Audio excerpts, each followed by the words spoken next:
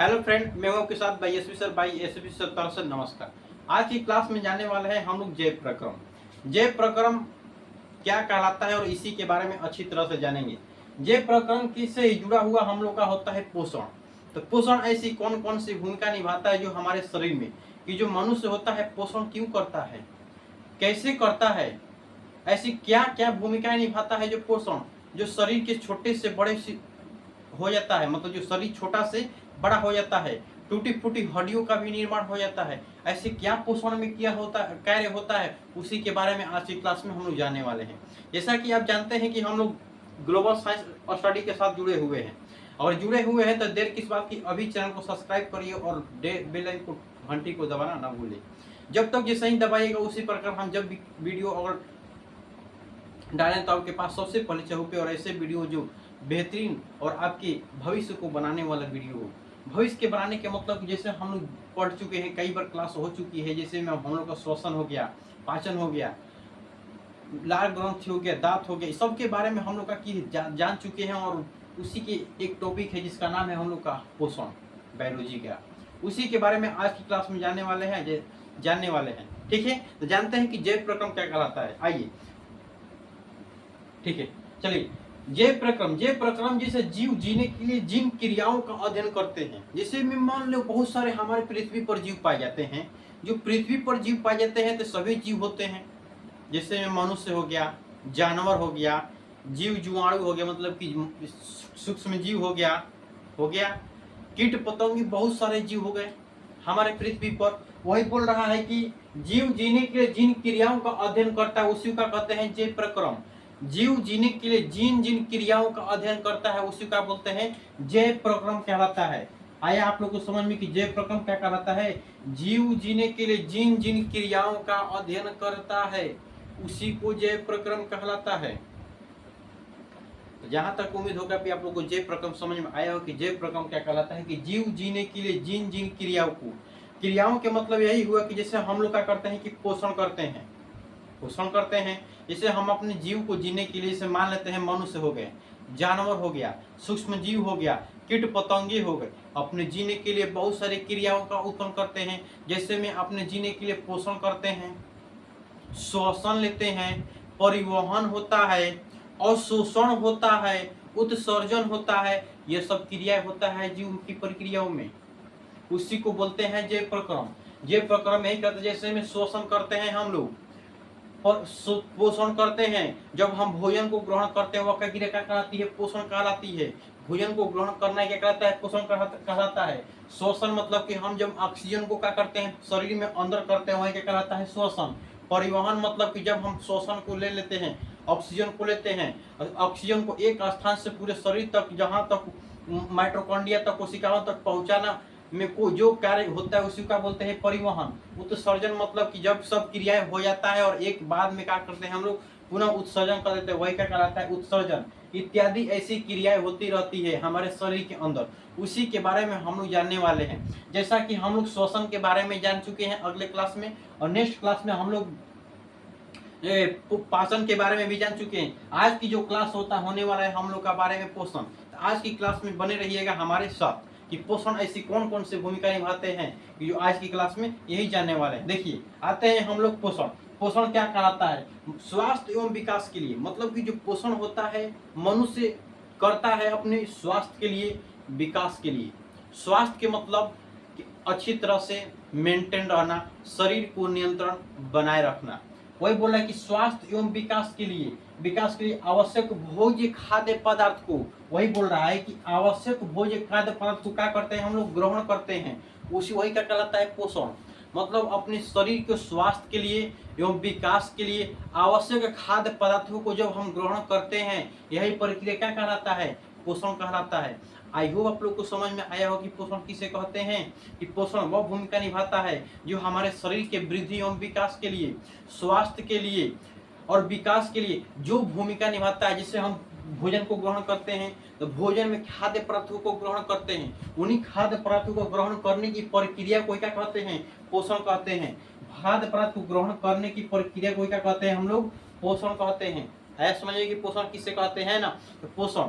अब देखिएगा, आप बोल रहे हैं कि यदि पोषण तो हमारे भोजन में उचित मात्रा में न हो तो विकास एवं स्वस्थ हमारी कमियां होती है। अगर मान लीजिए हम भोजन कर रहे हैं, भोजन करने के पश्चात अगर हमारे भोजन में उचित मात्रा में पोषक तत्व न हो तो भोजन करने के बाद भी हम क्या करेंगे, शरीर की वृद्धि एवं विकास नहीं होगा, हम स्वस्थ नहीं रहेंगे। ऐसे समझ में हमारे विकास में बहुत सारी कमियां आ सकती है। इसलिए कि ऐसे पदार्थों को आप ग्रहण करिए जिसमें पोषक तत्व भरपूर मात्रा में मिल सके और हमारे शरीर के वृद्धि एवं विकास होने में बहुत संवेदनाएं उत्पन्न हो सके। आयु आप लोग को समझ में आया होगा। आइए हम लोग जानते हैं कि पोषण से हमें क्या प्राप्त होता है। जैसे बोल रहा है कि पोषण से हमें क्या क्या प्राप्त करता है। जैसे हम पोषण के मतलब कि भोजन को ग्रहण कर लिए। जब हम भोजन को ग्रहण करते हैं तो भोजन ग्रहण करने से हमें क्या क्या मिलता है, उन्हीं के बारे में अभी जानते हैं। जैसे में भोजन ग्रहण जब हम कर लेते हैं, देखिए जब हम भोजन को ग्रहण कर लेते हैं, भोजन को ग्रहण करने से भोजन को ग्रहण से देखिएगा, जब हम भोजन को ग्रहण करते हैं तो हमें मिलता है कार्बोहाइड्रेट। क्या मिलता है?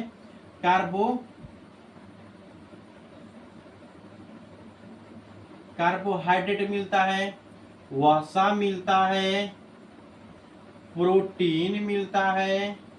कार्बोहाइड्रेट, वसा, प्रोटीन।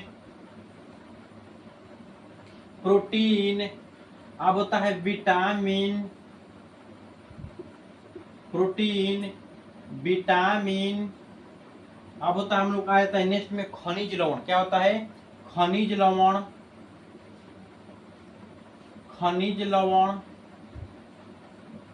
और आ जाता है जल। ऐसे बहुत सारी क्रियाएं होता है हमारे शरीर के अंदर।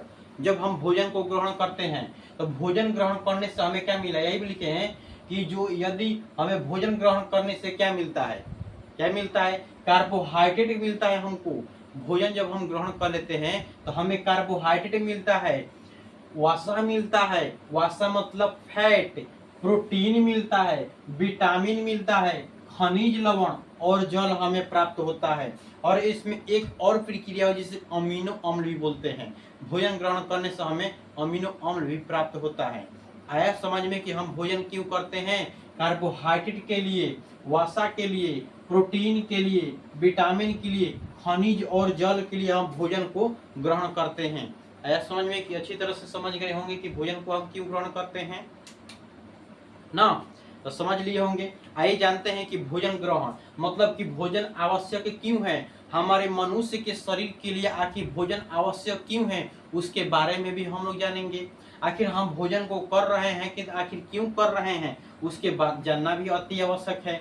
जैसे में हम लोग कार्बोहाइड्रेट मिला, वसा मिला, प्रोटीन मिला, तो ऐसी क्या क्या क्रिया होती है आइए समझाते हैं कि भोजन ग्रहण करने से हमारे शरीर के वृद्धि एवं विकास होता है।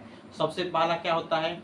स्वास्थ्य एवं विकास के लिए पहला क्रिया में क्या होगा? हमारे शरीर के स्वास्थ्य एवं विकास के लिए, वृद्धि एवं विकास के लिए। वृद्धि होता है कि नहीं? जब कोई स्वास्थ्य कहने के मतलब कि हम स्वस्थ रहेंगे तभी तो यहाँ पढ़ा पाएंगे। कोई व्यक्ति स्वस्थ रहेगा तभी तो किसानी काम कर सकता है। जब कोई व्यक्ति स्वस्थ नहीं रहेगा तब किसी कार्य को कर सकता है नहीं। इसलिए कि व्यक्ति को स्वस्थ रहने के लिए क्या करना पड़ेगा? पोषण करना पड़ेगा। आप देखिए शरीर की वृद्धि एवं विकास, शरीर के वृद्धि एवं विकास का मतलब यही होता है जब कोई व्यक्ति पोषण नहीं करेगा। एक मान लो एक नाने छोटे बच्चे का जन्म होता है, तो छोटा बच्चा जब जन्म होता है तो जो छोटा बच्चा होता है, देखिएगा समझिएगा कि छोटे बच्चे का जन्म होता है, तो एक बाइक थोड़े ऐसे हो जाता है, उसमें कई प्रक्रिया होती है। वो व्यक्ति क्या करता है? छोटा बच्चा भोजन को ग्रहण करता है, पोषण करता है, उसके शरीर में वृद्धि एवं विकास होता है, उसके टूटी फूटी कई हड्डियां उसमें क्या करता है? जुड़ता है। आखिर शरीर में वृद्धि एवं विकास कैसे होगा? जब तक हम पोषण करेंगे नहीं तब तक शरीर में वृद्धि एवं विकास होगा नहीं, होने वाला है।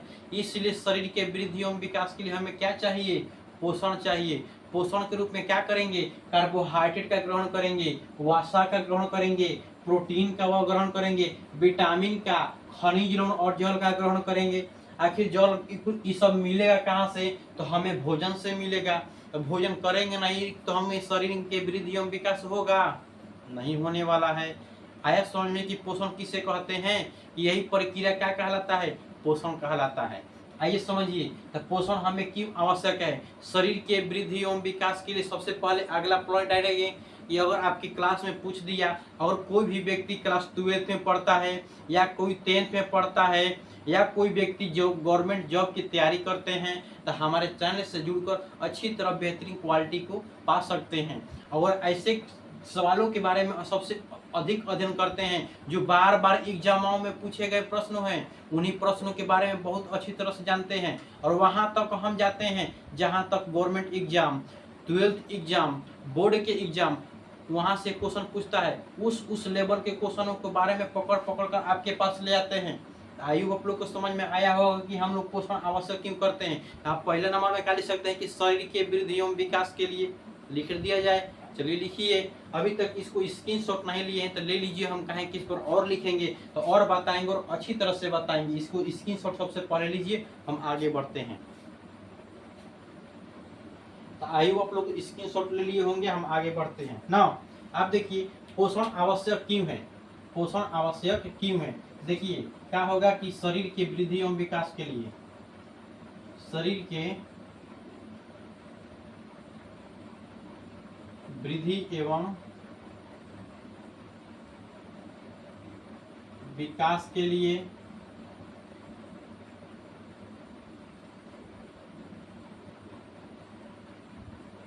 शरीर को स्वस्थ रखने के लिए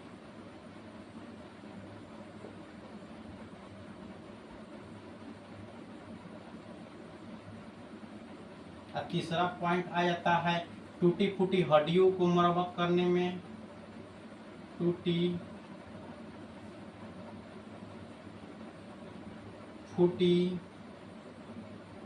फूटी हड्डियों को मरम्मत करने में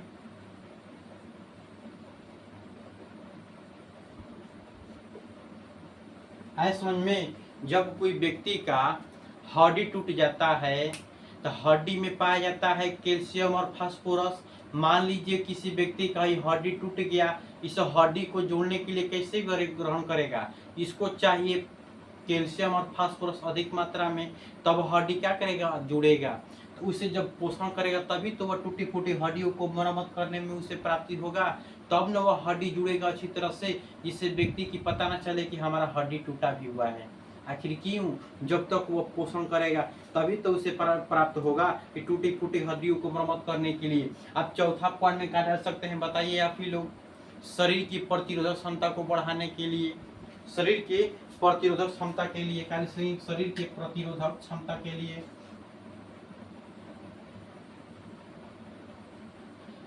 शरीर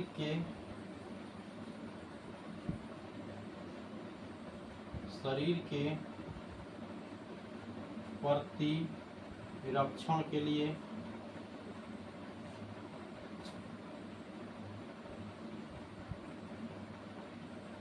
अब देखिए प्रतिरक्षण क्या कहलाता है। शरीर के प्रतिरक्षण मतलब कि प्रतिरोधक क्षमता अगर शरीर में हमारे अच्छी तरह से मौजूद रहेगा तो हमारा शरीर क्या होगा? प्रतिरक्षण से लड़ने का, वहां पर तो अगर कोई भी जीवाणु प्रवेश करेगा तो सबसे तुरंत प्रतिरोधक क्षमता अधिक रहेगा, उसे मार कर फाट फूट क्या करेगा? बगेत देगा। चटा हमारे इतना एकदम बेहतरीन शरीर है, प्रतिरोधक क्षमता का तो बहुत बेहतरीन मात्रा में रहेगा, तो कोई रोग आपके पास जल्दी आएगा नहीं। आखिर क्यों? जब स्वस्थ रहेंगे, शरीर की वृद्धि एवं विकास के लिए, स्वास्थ्य के लिए, टूटी फूटी हड्डियों के लिए, शरीर के प्रतिरक्षण के लिए हमारे पोषक क्या है? आवश्यक है। आया समझिए कि हमें पोषक क्यों आवश्यक है। आयु आप लोग को समझ में आया होगा कि हमें पोषक क्यों आवश्यक है। तो उन व्यक्ति के पास भी ये वीडियो भी करिएगा जो व्यक्ति अच्छी तरह से पोषण नहीं पढ़े हैं, क्लास 10th में 12th में गवर्नमेंट के एग्जाम की अगर तैयारी कर रहे हैं तो वह भटक रहे हैं एने ओने, उन व्यक्ति को लाइए और यह वीडियो उनके पास विदा करिए कि पढ़ो, यहाँ से अच्छी तरह की क्वालिटी मिलती है आपको। देखिएगा, ध्यान रखिएगा ना। अब आते हैं इतने चीज के बारे में तो हम लोग अधिक कर लिए, अध्ययन कर लिए। अब आता है पोषण। पोषण कितने प्रकार के होता है, ये भी तो प्रक्रिया होती है कि पोषण कितने प्रकार की होती है। आइए जानते हैं कि पोषण कितने प्रकार के होता है। हमारा जो पोषण होता है मुख्य रूप से 2 प्रकार की होता है। कितने प्रकार के, तो 2 प्रकार की होता है। एक जो होता है स्वपोषी होता है, दूसरा होता है विषमपोषी। पहला जो होता है स्वपोषी और दूसरा जो हम लोग का होता है विषमपोषी। ऐसा समझिए कि स्वपोषी और विषमपोषी किसे कहते हैं, मतलब कि स्वपोषी और विषमपोषी होता है ना। मतलब कि हमारा जो होता है स्वपोषी होता है और दूसरा होता है विषमपोषी। पोषण कितने प्रकार के, तो 2 प्रकार के, एक स्वपोषी दूसरा विषमपोषी। अगर आपसे कोई क्वेश्चन पूछेगा कि पोषण कितने प्रकार के बाबू, तो 2 प्रकार के, एक होता है स्वपोषी, एक होता है विषमपोषी। विषमपोषी को परपोषी भी बोलते हैं। क्या बोलते हैं कि विषमपोषी को परपोषी भी बोलते हैं। इस बात को याद रखिएगा कि विषमपोषी क्या बोलते हैं, परपोषी भी बोलते हैं ना। अब देखिएगा, अब आता है 2 प्रकार के होता है स्वपोषी और विषमपोषी। स्वपोषी को बोलते हैं ऑटोट्रॉफिस बोलते हैं। क्या बोलते हैं, ऑटोट्रॉफिस, सॉरी ऑटोट्रॉफिस बोलते हैं। स्वपोषी को ऑटोट्रॉफिस, मतलब कि स्वपोषी उसे कहते हैं जब कोई व्यक्ति अपना भोजन स्वयं बनाते हैं। वैसे जीव जो अपना भोजन स्वयं बना लेता है वही क्या कहलाता है, स्वपोषी कहलाता है। स्वपोषी किसे कहते हैं, वैसे जीवधारी जो अपना भोजन स्वयं बना ले वही क्या कहलाता है, स्वपोषी कहलाता है। इसको स्क्रीनशॉट नहीं लिए तो ले लीजिए, क्योंकि इसके बारे में जब हम बताएंगे तो इसको मिटा भी सकते हैं, तो तुरंत स्क्रीनशॉट इसको ले लीजिए। आई होप लोग स्वपोषी पोषण और विषमपोषी पोषण के जानने के लिए एकदम आपके मन में तबाही मच रही होगी कि सर अभी बता दीजिए स्वपोषी पोषण और विषमपोषी पोषण क्या कहलाता है। आइए जानते हैं कि स्वपोषी पोषण वैसे जीवधारी जो अपना भोजन स्वयं बना लेता है, किसी दूसरे पर आश्रित नहीं होता है, उसी को क्या बोलते हैं, स्वपोषी। तो लिख सकते हैं ना कि वैसे जीवधारी जो अपना भोजन स्वयं बनाता है, किसी दूसरे पर निर्भर नहीं रहता है, उसी का बोलते हैं स्वपोषी। तो आप लोग लिख लीजिएगा इस बात को। जहाँ तक कि हमको उम्मीद है हम इसको बताएंगे कि स्वपोषी क्या क्रिया होती है। ये समझते रहिएगा एकदम ध्यान पूर्वक से। हम इसको मिटा सकते हैं या बताइए कि यहाँ पे लिखें। आप देखिए इसको ऐसे चिपका देते हैं ना, देखिएगा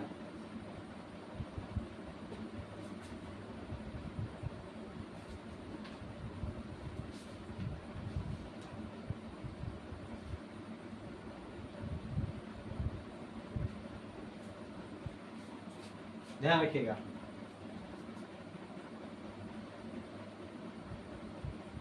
पोषण की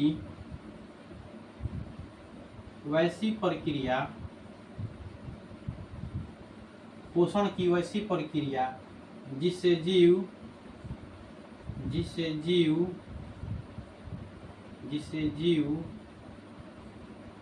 अपना भोजन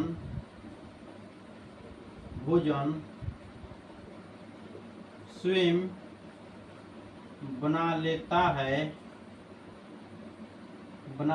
है उसी का बोलते हैं स्वपोषी।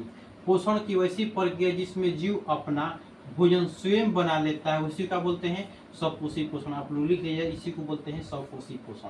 आप देखिए स्वपोषी पोषण के अंदर क्या आता है, हमारा आता है पेड़ पौधा किसी से बोलता है कि हमारे लिए 2 गिलास पानी ले आओ, 2 रोटी ले आओ, 2 केजी सेव ले आओ।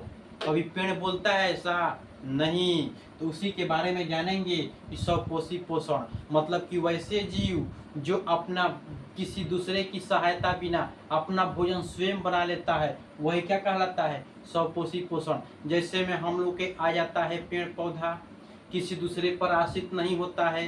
ये नहीं होता है कि हमें 2 बाल्टी पानी चाहिए, प्यास लगा है, ऐसा कभी बोलता है पेड़?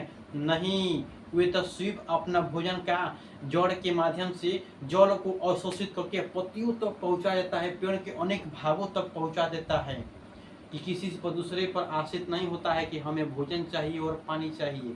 और प्रकाश के माध्यम से अपना क्या करता है, भोजन बना लेता है क्लोरोफिल की मदद से।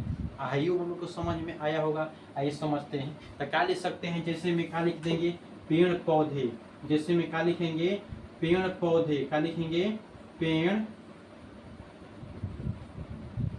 क्या लिखेंगे, पेड़ पौधे। हो जाएंगे कि नहीं, पेड़ पौधे ना। पेड़ पौधे क्या करते हैं, किसी दूसरे पर आश्रित नहीं होते हैं या अपना भोजन स्वयं बना लेते हैं। जैसे में हमारे हरे पौधे होते हैं, इसमें अधिक मात्रा में क्या होते हैं, हरे पौधे। लिख लीजिएगा इसमें अधिक मात्रा में हरे पौधे ना, अधिक मात्रा में हमारे क्या होते हैं, हरे पौधे होते हैं। ETC इसमें डाल लीजिएगा, बहुत सारे ऐसे जो होंगे आ सकता है एकरा में ना। इसमें हमारे आता है सबसे पहले अगर हम देखते हैं तक पेड़ पौधे के बारे में देखते हैं, जो अपना भोजन अभी तक आदि सब चल चुका है। तब पेड़ पौधा एक जो जीव आता है, उस जीव के बारे में हम आपको बता देते हैं कि वो रासायनिक के रूप में अपना भोजन को ग्रहण कर लेता है। बैक्टीरिया और आयरन बैक्टीरिया होता है। जो सल्फर बैक्टीरिया, नोट में हम यहाँ पे लिखवा देते हैं कि सल्फर बैक्टीरिया और आयरन बैक्टीरिया रासायनिक क्रिया के माध्यम से अपना भोजन स्वयं बना लेता है। आप लोग अगर नोट करना चाहते हैं तो लिख लीजिए नोट में कि सल्फर बैक्टीरिया, क्या लिखेगा नोट में कि सल्फर बैक्टीरिया, सल्फर बैक्टीरिया और आयरन बैक्टीरिया रसायन के माध्यम से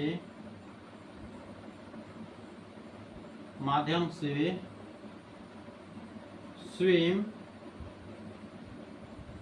भोजन बना लेता है। मतलब कि सल्फर बैक्टीरिया और आयरन बैक्टीरिया जो होता है अपना भोजन स्वयं बना लेता है, किसी दूसरे पर आधारित नहीं होता है। अगर ये जो क्वेश्चन सीधे पूछता है तो UPSC लेवल में पूछता है, क्या तो UPSC लेवल में या तो BPSC लेवल में, क्या चीज में, BPSC लेवल में। अगर गवर्नमेंट एग्जाम में कहीं पूछ दिया तो बता सकते हैं ना कि सल्फर बैक्टीरिया और आयरन बैक्टीरिया जो अब किसी दूसरे पर निर्भर नहीं होते हैं, ये अपना भोजन स्वयं बना लेते हैं। कौन ऐसा जीव है जो सल्फर बैक्टीरिया और आयरन बैक्टीरिया, यह क्वेश्चन BPSC और UPSC पूछता है ऐसे क्वेश्चन के बारे में। तो आप लोग भी जान चुके कि सल्फर बैक्टीरिया और जो आयरन बैक्टीरिया होता है वह भोजन स्वयं बना लेता है, किसी दूसरे पर आश्रित नहीं होता है। किस विधि से बनाता है, रासायनिक विधि से। आया समझ में कि रासायनिक विधि क्या कहलाता है। मतलब कि अगर बोल सकते हैं कि जो पोषण होता है दो रूप में होता है। एक होता है संश्लेषण की, जो हमारा जो पेड़ है, जिसे में पेड़ पौधा है, तो प्रकाश संश्लेषण के रूप में लेगा कि नहीं, भोजन को ग्रहण करेगा, अवश्य करेगा। एक ले रहा है रासायनिक रूप में, तो हम बोल सकते हैं कि स्वपोषी पोषण दो प्रकार के हो सकता है कि एक प्रकाश संश्लेषी और दूसरा हो जाएगा रासायनिक। तो चलिए, तो हम जान चुके हैं कि स्वपोषी पोषण और विषमपोषी पोषण के बारे में जानेंगे। और स्वपोषी पोषण जान चुके हैं कि वैसे जीव जो अपना भोजन स्वयं बना लेते हैं उसे बोलते हैं पेड़ पौधे, होते हैं हरे पौधे। एक होता है नोट के माध्यम से रासायनिक में परिवर्तन में होता है एक सल्फर बैक्टीरिया और आयरन बैक्टीरिया जो अपना भोजन स्वयं बना लेते हैं, किसी दूसरे पर आश्रित नहीं होते हैं। हम इस चीज़ को मिटाएंगे क्योंकि यहाँ पे अच्छा नहीं लग रहा है, तो आप लोग स्क्रीनशॉट इसको तुरंत ले लीजिए। आई होप आप लोग स्क्रीनशॉट ले चुके होंगे। हम इसको क्या करते हैं, मिटा देते हैं।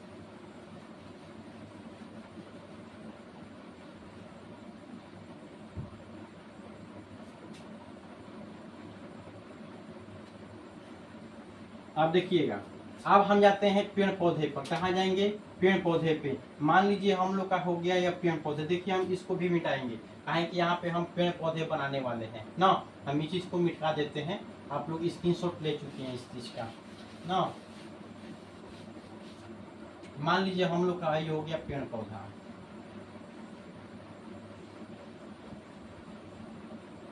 ये हो गया। नीचे हमारा क्या हो गया, सब जड़ हो गया, नीचे जड़ हो गया। मान लीजिए हम लोग का ही हो गया एक रमेश व्यक्ति हो गया ना। यहाँ पे आकर एकदम ऑक्सीजन भरपूर मात्रा में ले रहा है। कौन है, हमारे रमेश जी हैं। अब ये जो हमारा जो इसके अंदर होता है बहुत सारे ऐसे ऊतक होते हैं। एक होता है जाइलम ऊतक, जाइलम ऊतक होता है ना, जाइलम ऊतक। इसी के अंदर होता है, क्या होता है, फ्लोएम ऊतक। क्या होता है, फ्लोएम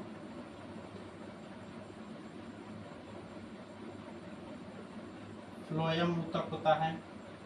एक होता है जाइलम उत्तक, एक होता है फ्लोएम उत्तक। आप देखिएगा, ध्यान रखिएगा, अब जो पेड़ होता है, देखिए ये जो पेड़ होता है जड़ के माध्यम से क्या करता है, जल को खींचता है।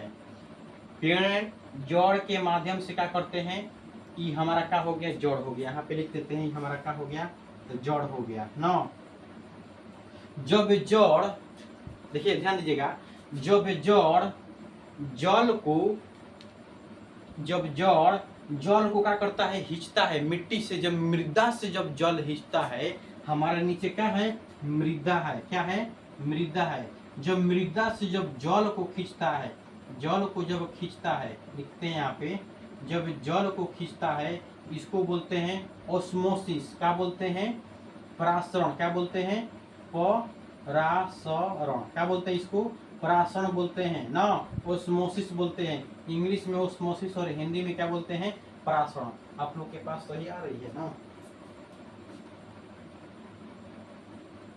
इसको क्या बोलते हैं, ओस्मोसिस और परासरण कहलाता है।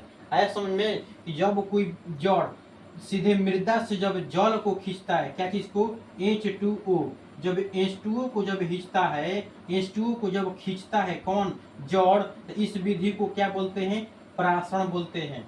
ऐसा समझ में, जब मृदा से जब जल को जड़ खींचता है तो उस विधि को क्या बोलते हैं, परासरण, ओस्मोसिस विधि कहते हैं। अभी सीधे जड़ किसको देता है, जाइलम ऊतक को। जाइलम ऊतक इसी के संबंध में जुड़ा होता है, किसके संबंध में, जड़ के संबंध में। अभी जो जाइलम होता है जल का परिवहन करता है, नीचे से लेकर शरीर पेड़ के पत्तियों तक तो पहुंचाता है, कौन, जाइलम ऊतक। अब क्वेश्चन पूछ सकता है कि जाइलम ऊतक का क्या कार्य होता है, तब पेड़ से पत्तियों तक जलों का परिवहन करता है, उसी को क्या बोलते हैं, जाइलम ऊतक। हमारा जो फ्लोएम आता है, फ्लोएम के बारे में भी जानेंगे। अब यहाँ से जाइलम का, अब सीधे जड़ क्या करता है, सीधे जाइलम को देता है।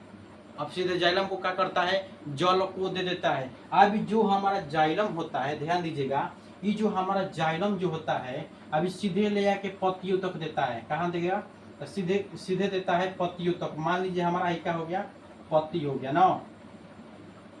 अभी हमारा होगा क्या, पत्ती हो गया। ये पत्तियों तक देता है। अब पत्तियों से क्या होता है कि जब H2O निकलता है, क्या निकलता है, H2O निकल गया। हमारे जो वायुमंडल है, पूरा जो वायुमंडल है H2O से भरा हुआ है, कार्बन डाइऑक्साइड से भरा हुआ है। हाई जो रमेश यहाँ पे आया हुआ है, ध्यान दीजिएगा, ये जो रमेश है और कार्बन डाइऑक्साइड को क्या कर रहा है, बाहर निकाल रहा है। कार्बन डाइऑक्साइड का बाहर कर रहा है और ऑक्सीजन का क्या कर रहा है, ग्रहण कर रहा है कि नहीं। जब कार्बन डाइऑक्साइड बाहर निकलेगा, ये पूरे वातावरण में क्या हो जाएगा, फैल जाएगा, पूरे वातावरण में फैल जाएगा। आई जो कार्बन डाइऑक्साइड हुआ, अब यही सीधे आके यहाँ पे आ जाता है। कहाँ आता है, यही जो प्रकाश संश्लेषण की क्रिया होता है, जब पेड़ क्या करता है, कार्बन डाइऑक्साइड को लेता है। जब प्रकाश के उपस्थिति में, प्रकाश के उपस्थिति में क्लोरोफिल के, क्या चीज में, क्लोरोफिल के माध्यम से जब प्रकाश, सूर्य के प्रकाश, ये क्या है, सूर्य के ही प्रकाश, लिखते हैं यहाँ पे सूर्य के प्रकाश। क्या लिखते हैं, सूर्य के प्रकाश। इस बात को याद रखिएगा, जब सूर्य के जो प्रकाश मिलता है, जब इधर से आ गया हम लोग का H2O, इधर से वायुमंडल से हो गया CO2, क्या हो गया हम लोग का, CO2। अब ये जो मिलता है तो सीधे हमें क्या निर्माण होता है, तो ग्लूकोज और कार्बन डाइऑक्साइड, ऑक्सीजन का निर्माण होता है। अब ये सीधे जब मिलता है तो ग्लूकोज C6, H12 और O6 प्लस O2 का निर्माण होता है। क्या होता है, O2 का। अब जैसा ही रिएक्शन होता है, इधर से हो गया जल, इधर से हो गया कार्बन डाइऑक्साइड, इसको क्या बोल देंगे, CO2 को कार्बन डाइऑक्साइड। यहाँ पे लिख देते हैं कि CO2 को क्या बोलेंगे, कार्बन। क्या बोलेंगे, कार्बन। कई लोग का क्वेश्चन पूछता है कि CO2 का होता है कार्बन डाई ऑक्साइड ना। H2O का हो गया, जल हो गया, और C6H12 O6 का हो गया, ये हो गया हम लोग का ग्लूकोज। क्या हो गया, ग्लूकोज। अब फिर आ गया O2। O2 क्या होता है, ऑक्सीजन, ऑक्सीजन। याद रखिएगा, ये जो CO2 क्या होता है, जल होता है, सॉरी H2O क्या होता है, जल होता है। CO2 क्या होता है, कार्बन डाइऑक्साइड। जब सूर्य के प्रकाश से क्लोरोफिल से जब अवशोषित करता है, क्लोरोफिल कहाँ पाया जाता है, हरी भरी पत्तियों में पाया जाता है। तो हरी भरी पत्तियां कहाँ मिलेगा, पेड़ के पत्ती में मिलेगा हरी भरी पत्तियां, क्लोरोफिल। और सूर्य के जब प्रकाश में जब रिएक्शन होता है तो हमें ग्लूकोज तथा ऑक्सीजन का निर्माण होता है। क्या होता है, ग्लूकोज तथा ऑक्सीजन का निर्माण होता है। हम ग्लूकोज को क्या बोलते हैं, मुख्य उत्पाद। क्या बोलते हैं, मुख्य उत्पाद बोलते हैं। क्या बोलते हैं, मुख्य उत्पाद, मुख्य उत्पाद बोलते हैं। और इसको बोलते हैं सह उत्पाद, सह उत्पाद। कोई भी क्रिया होता है तो वह अपने लिए करता है। तो मुख्य मतलब यह पेड़ के लिए, क्या इसके लिए, पेड़ के लिए ग्लूकोज मिलता है। आई जो ग्लूकोज मिलता है सीधे एटीपी के रूप में, क्या चीज के, एटीपी के। ये जो हमारा एटीपी होता है सीधे ले जाके देता है पत्तीरंध्र के माध्यम से। आप देखिएगा क्वेश्चन पूछेगा कि यहाँ से जल जब पत्तियों से निकलता है तो किसके माध्यम से निकलता है, वाष्पीकरण, जलों का वाष्पीकरण किसके माध्यम से होता है, तो यहाँ पे रंध्रों के माध्यम से। किसके द्वारा, रंध्र के माध्यम से। याद रखिएगा किसके माध्यम से, तो रंध्र, किसके माध्यम से, रंध्र के माध्यम से। किसके माध्यम से, रंध्र के माध्यम से। इस बात को याद रखिएगा ना, किसके माध्यम से, रंध्र के माध्यम से। अब ये जो एटीपी निकला, एटीपी क्या है, एक प्रकार की ऊर्जा है, एडिनोसिन ट्राइफॉस्फेट। एटीपी का full form adenosine triphosphate, adenosine triphosphate. ATP का फुल फॉर्म एडिनोसिन ट्राइफॉस्फेट। अभी जो ऊर्जा हुआ, एक प्रकार का क्या हुआ, ऊर्जा हुआ। अभी ऊर्जा किससे लेकर देगा, सीधे पेड़ को देगा। किसको, अब पेड़ में। अभी एटीपी सीधे कहाँ जाएगा, पेड़ में। तब पेड़ में कौन बचा हुआ है, हमारा फ्लोएम ऊतक बचा हुआ है। अभी जो फ्लोएम ऊतक होगा ये पूरे शरीर के अनेक भागों तक पहुंचाता है, किसको, एटीपी को। अब जितने पेड़ के कोशिका होंगे सबका करें, ग्रहण करेंगे, किसी में स्टार्च के रूप में सबको क्या करते हैं, ग्रहण कर लेते हैं। कौन, अब फ्लोएम अपने पीठी पर लाद लेता है, क्या चीज को, एटीपी को। अब लाद के धीरे धीरे धीरे धीरे क्या करता है, पेड़ के अनेक भागों तक पहुंचा देता है, क्या चीज को, एटीपी को। और यही प्रक्रिया हम लोग का क्या होता है, संपन्न होता है। आया समझ में, प्रकाश स्वकोषी पोषण किससे कहते हैं, यही प्रक्रिया क्या कहलाता है, प्रकाश स्वकोषी पोषण। मतलब कि स्वकोषी पोषण यह आया है कि हम बताए कि प्रकाश स्वकोषी पोषण मतलब कि प्रकाश स्व पोषण कितने प्रकार के, दो प्रकार के। एक होता है प्रकाश स्वकोषी पोषण, हम यहाँ पे लिख सकते हैं कि जो पहला था प्रकाश स्वकोषी पोषण। और जो हम रिएक्शन जो बताए थे, दूसरा जो बताए थे ना, बताए हैं कि सल्फर ऑक्साइड और आयरन, सल्फर बैक्टीरिया और आयरन बैक्टीरिया बताए हैं। और वो जो था वो क्या था, रासायनिक स्वकोषी पोषण, स्वकोषी पोषण दो प्रकार के होता है। तो समझ लिए हैं दोनों को।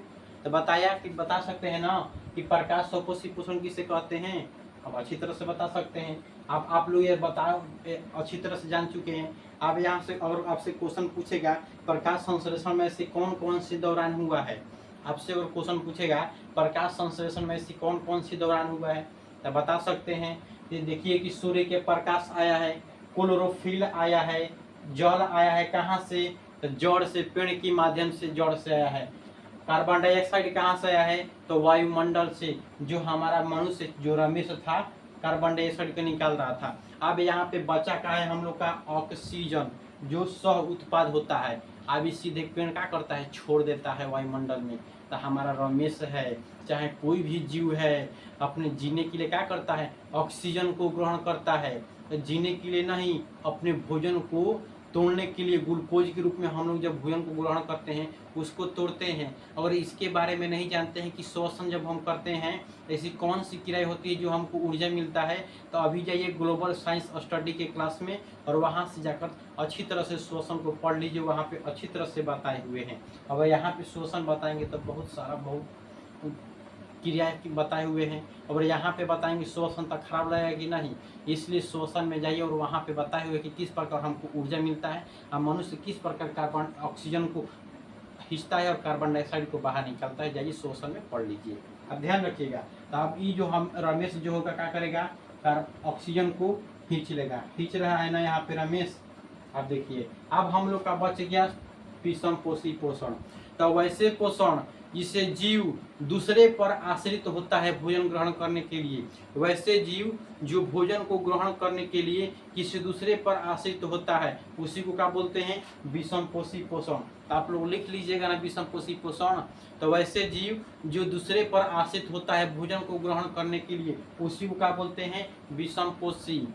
आपको यह चीज को लिख लेना होगा कि वैसे जीव जो किसी दूसरे पर आश्रित होता है भोजन को ग्रहण करने के लिए उसे क्या कहते हैं, विषम पोषी पोषण। जैसे में हम लोग हो गए, मनुष्य हो गया, जंतु, ऐसे कोई भी जंतु हो गया। जैसे में हम लोग मान लेते हैं मनुष्य के, तब मनुष्य किसी दूसरे पर आश्रित है कि ना। जैसे मान लीजिए हम फल हमको खाना है तो हम पेड़ पे आश्रित हैं। पेड़ फरेगा, आम सेब फरेगा, संतरा फरेगा, अनार फरेगा, केला फलेगा। जो फरेगा वही से को हम ग्रहण करेंगे। अनार फरेगा तो हम ग्रहण करेंगे नहीं, बल्कि हम दूसरे पर क्या हैं, आश्रित हैं। कभी पेड़ आश्रित किया है दूसरे पर, नहीं। ये तो खुद अपना ऊर्जा बना रहा था, लेकिन हमें अपने ऊर्जा को प्राप्त करने के लिए किसी दूसरे पर आश्रित हो गए। अगर हमें चावल खाना है तो हम क्या करेंगे, सीधे गेहूं धान को बोएंगे खेत में। अब उस पर क्या करेंगे, आश्रित होंगे कि कब धान पकेगा तो इसे कटाएंगे और इसे तुरंत हम चावल बनवा के कुटाकर क्या करेंगे, ग्रहण करेंगे।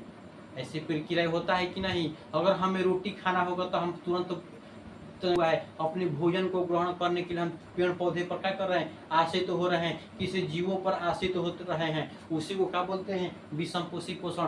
कि वैसे पोषण जो भोजन को ग्रहण करने के लिए किसी दूसरे पर आश्रित होता है उसी को क्या बोलते हैं, विषम पोषी पोषण। आई होप आप लोग को समझ में आया होगा कि विषम पोषी पोषण किसे कहते हैं। ठीक है, चलिए तो आप लोग लिख लोगे, जहाँ तक हमारे उम्मीद बना होगा कि आप लोग लिख लोगे कि विषम पोषी पोषण किसे कहते हैं ना। ये जो विषम पोषी जो पोषण होता है हम लोग का 3 रूप में होता है। कौन कौन, एक होता है हम लोग का पूर्णभोजी, मृतोपजीवी और परजीवी।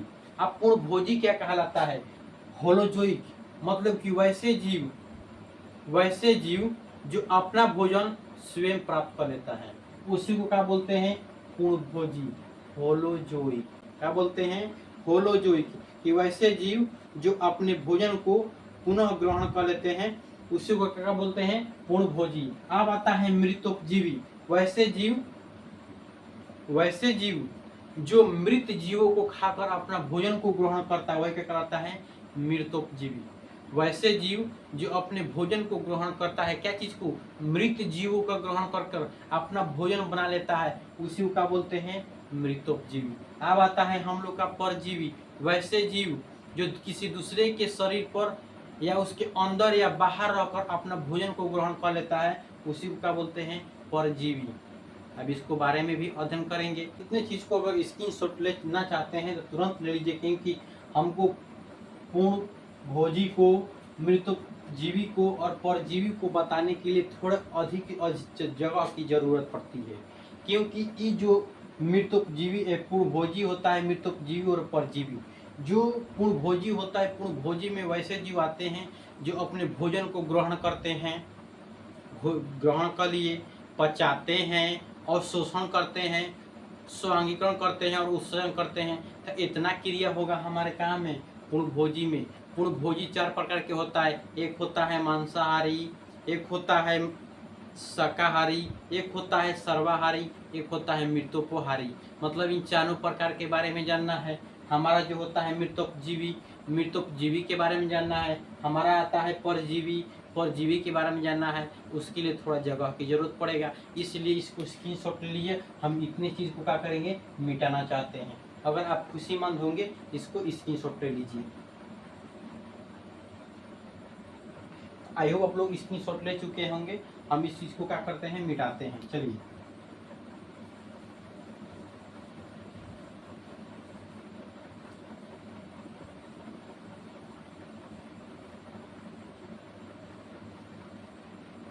देखिएगा, ये जो हमारा जो पूर्णभोजी होता है, वैसे जीव हम बोलेंगे उसे बोलते हैं पूर्णभोजी। वैसे जीव जो पाचन करते हैं और शोषण करते हैं, स्वांगीकरण करते हैं और उत्सर्जन करते हैं, उन्हीं को क्या बोलते हैं, पूर्णभोजी बोलते हैं। तो ऐसे जीव अब इसकी परिभाषा लिखते हैं ना कि ऐसे जीव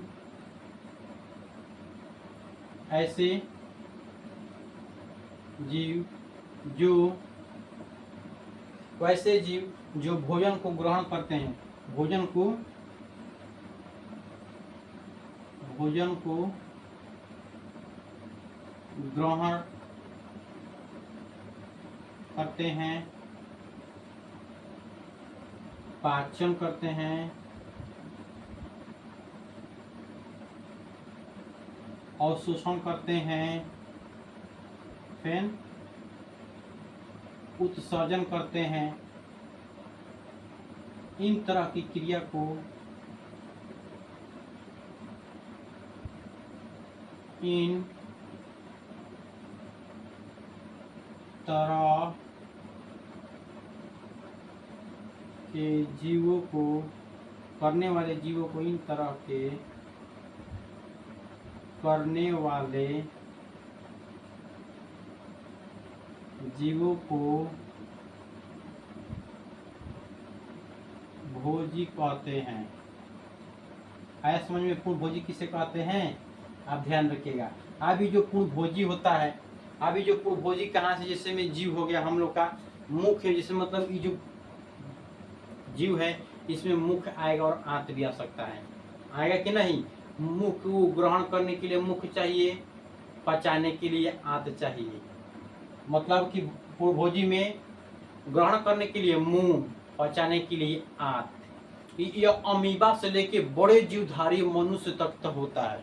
अब नोट में लिख सकते हैं, यहाँ पे नोट में लिख सकते हैं, जिसमें मुंह और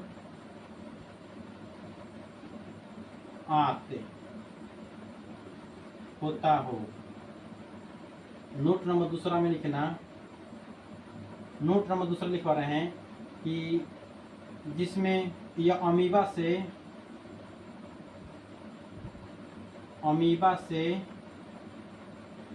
बड़े जीव मनुष्य भी हो सकता है ना, ध्यान रखिएगा।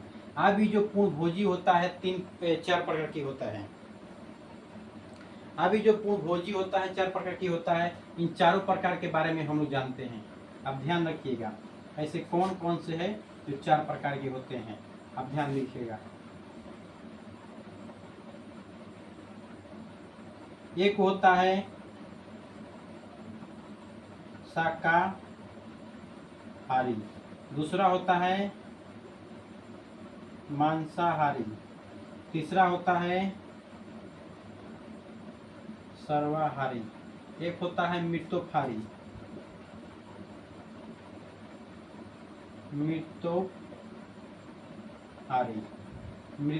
होता है ना, मृतोपहारी होता है। अब ध्यान रखिएगा। अब शाकाहारी ऐसे जीव जो मांस को नहीं खाते हैं पूर्ण तरह, उसको क्या बोलते हैं? शाकाहारी। जैसे में हम लोग का आ जाता है गाय। गाय को देखे हैं कभी मांस खाते? नहीं। भैंस को देखे हैं मांस खाते? नहीं। बकरी को देखे हैं कभी मांस खाते? नहीं। तो वैसे जीव जो मांस को नहीं खाते हैं उन्हें क्या बोलते हैं? शाकाहारी। आप देखिए मांसाहारी में क्या आता है? वैसे जीव जो मांस को केवल ग्रहण करते हैं, किसी और चीज को ग्रहण नहीं करते हैं, उन्हीं को क्या बोलते हैं? मांसाहारी। जैसे में हम लोग देखे होंगे शेर, बाघ, ध्रुव भालू, ये सब क्या करता है? प्योर मांस को खाता है, अपने भोजन को क्या करता है? ग्रहण करता है। अब आता है सर्वाहारी। सर्वाहारी के अंदर तो सबसे पहले मनुष्य आता है। ये मांसों को भी खाता है, पेड़ पौधों को भी खाता है कि नहीं? पेड़ पौधा में चावल, दाल, गेहूं, आटा हो गया, फल हो गया, सब्जियां हो गई, सबका है, पेड़ पौधा है। जानवर में जैसे मीट खा लिया, मछली खा लिया, अंडा खा लिया, कोई बकरी खाता है कि नहीं? बकरी की मतलब खस्सी बोलता है, कोई खाता है। तो वैसे जीव जो सर्वाहारी होता है, मांस को भी खाते हैं और पेड़ पौधों को भी खाते हैं, तो वह क्या कहलाता है? सर्वाहारी। आप होता है मृतोपहारी। अब वैसे जीव होते हैं जो मरे हुए को खाकर अपना जीवन को बिताता है, उन्हीं को क्या बोलते हैं, मृतोपहारी। कोई ऐसे जानवर होता है जो मरे हुए को क्या करता है, अपना खाकर जीवन को बिताता है। वैसे भी जीव है जो धरती पर कि मरे हुए ही खाली खाता है और जिंदा नहीं खाता है, ना ही पेड़ पौधे को खाता है। वैसे भी जीव हमारे धरती पर हैं। आया समझ में? इनके बारे में अभी अध्ययन करते हैं। तो हम क्या लिख सकते हैं शाकाहारी में, बताइए तो क्या आ जाएगी? तो गाय आएगी। क्या आएगी? जैसे में गाय, भैंस, बकरी, और ये आप लोग डालते रहिएगा एग्जाम्पल में ना। आप देखिए इसके एग्जाम्पल में क्या कर सकते हैं, शेर, बाघ, अब बताइए बाघ, चीता। अब और बताइएगा, आप लोग को बताना है और इसी के एग्जाम्पल बताना है। अब सर्वाहारी में सबसे पहले क्या आएगा, मनुष्य आता है। कुत्ता को देखिए होंगे क्या आता है, कुत्ता आ जाता है हम लोग का। कुत्ता को देखे है ना कि कभी मांसू खा के जाता है, आता है ना, और कभी दाल रोटी दे देंगे तो तब वो खा लेता है। देखें बिल्ली देख लीजिए, क्या हो जाएगी, बिल्ली। क्या हो जाएगी, बिल्ली।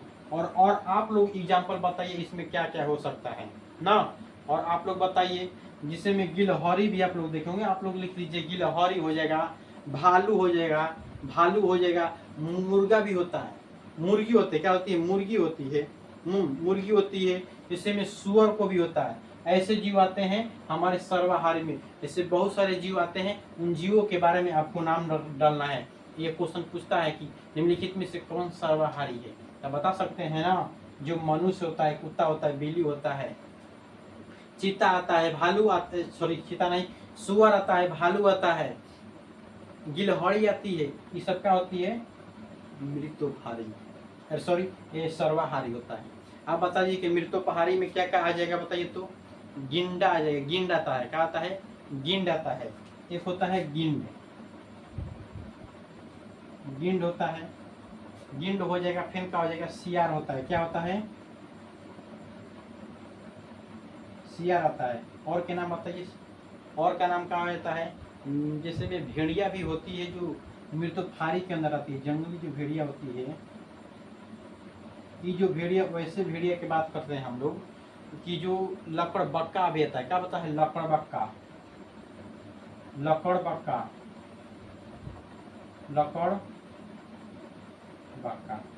ऐसा में बहुत सारे आएंगे आप लोग के। ये जो एक HW में दिए हैं, HW में यही चीज को आपको भरपूर मात्रा में लिख लेना है। ऐसे कौन कौन से जीव हैं जो शाकाहारी में आते हैं, मांसाहारी में, सर्वाहारी और मृतोपहारी में।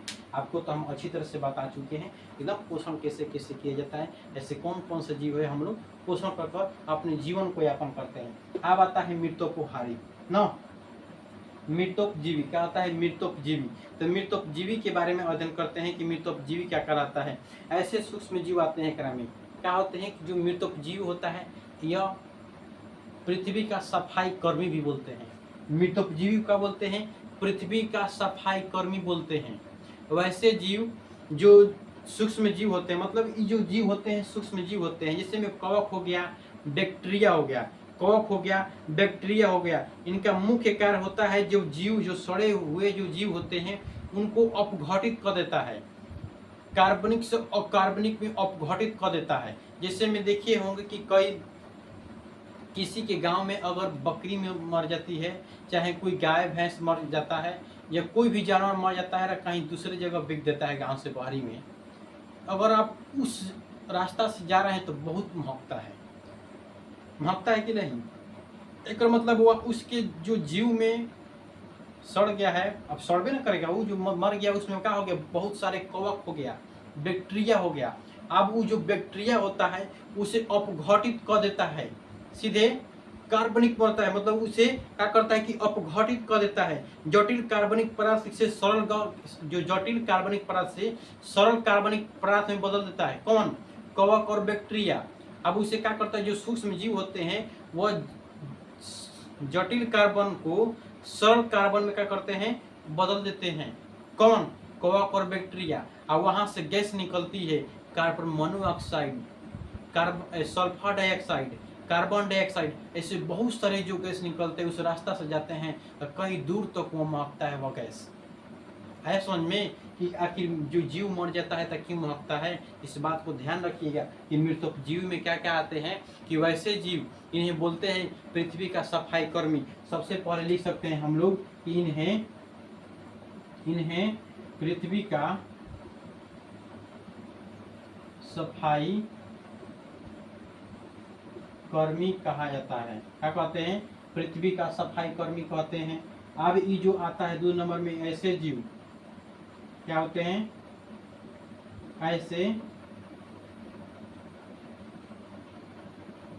ऐसे सूक्ष्म जीव, जो कवक हो गया,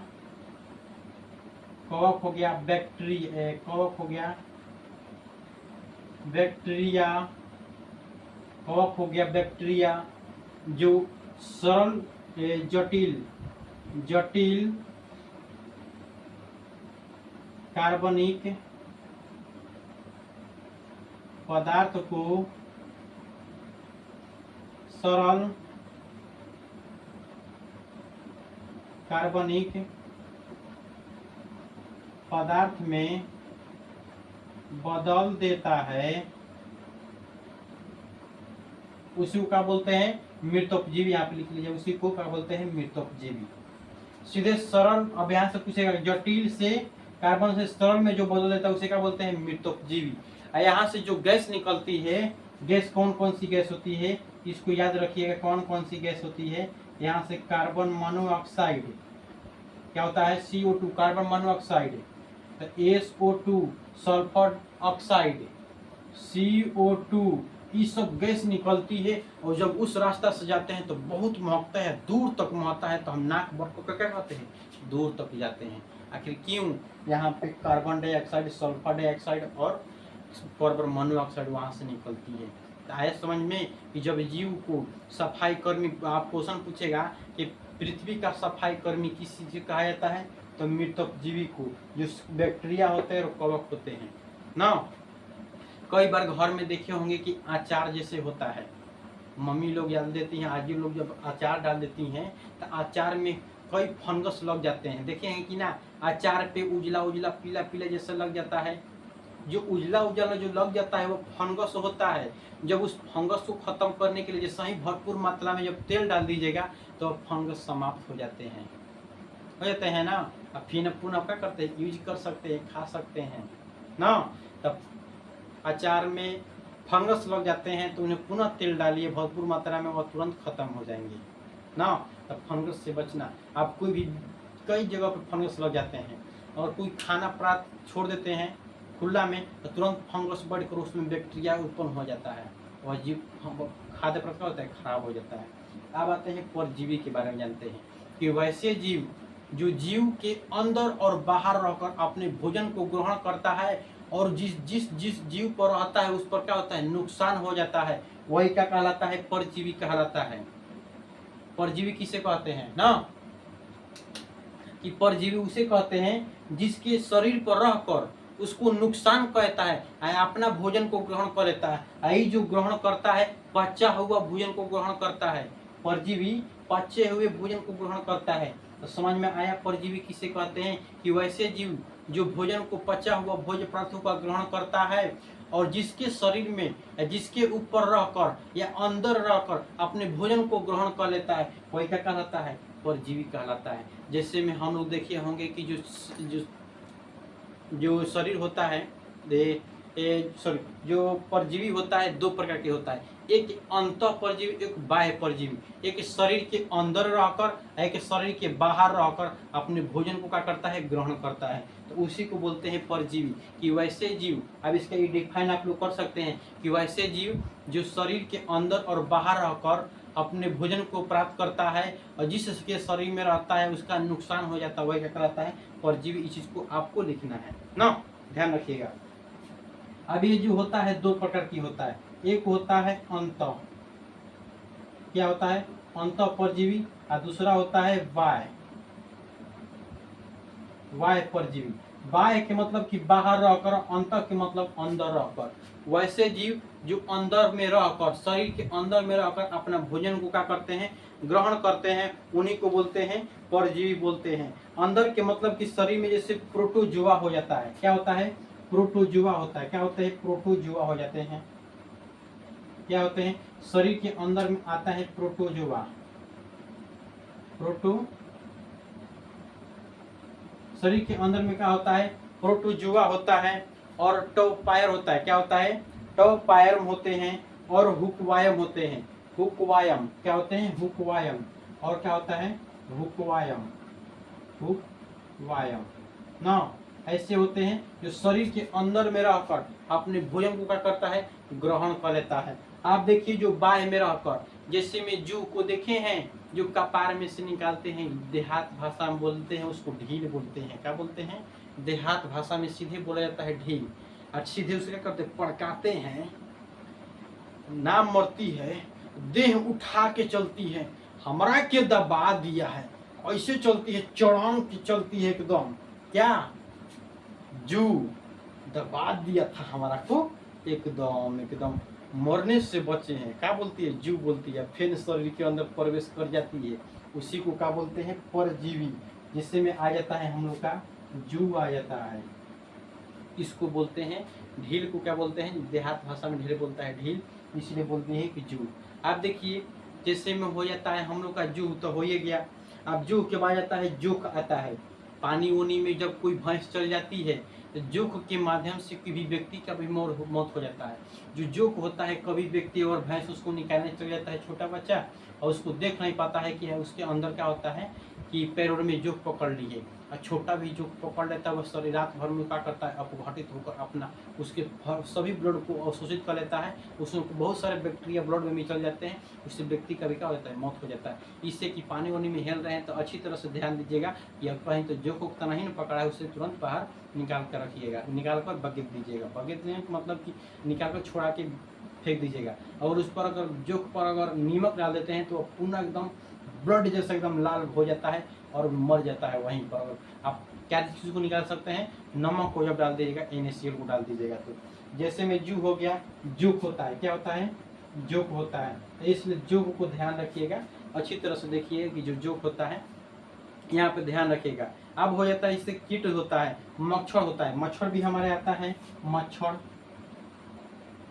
मच्छर हमारे शरीर के ऊपर रहकर क्या करता है, अपना भोजन ग्रहण करता है कि नहीं, जैसे ब्लड को खींचता है, सीधे ब्लड खींचता है, मच्छर बाहर से खींचता है समझ में।